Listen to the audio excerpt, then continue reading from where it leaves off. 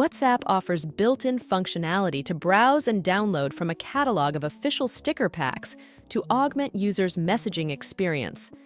Utilizing this sticker manager, users can curate a personalized collection of graphical chat stickers. In this video, I will show you how to add new stickers on WhatsApp. To download a new sticker pack in WhatsApp, open any chat window, personal or group. Select the emoji icon next to the text bar, then tap the sticker icon. Press the Add plus icon visible on the top right. From the All Stickers browsable catalog shown, scroll to find a sticker pack of interest. Download the pack by pressing the download icon adjacent to it. Packs with an animated play button have moving sticker elements.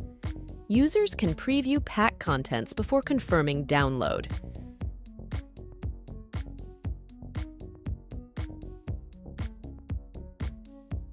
Accessing the My Stickers tab reveals options to share, remove, or reorder owned sticker packs downloaded from WhatsApp's sticker library. To share a pack, tap the share icon at top when viewing the pack, then select contacts or groups to receive.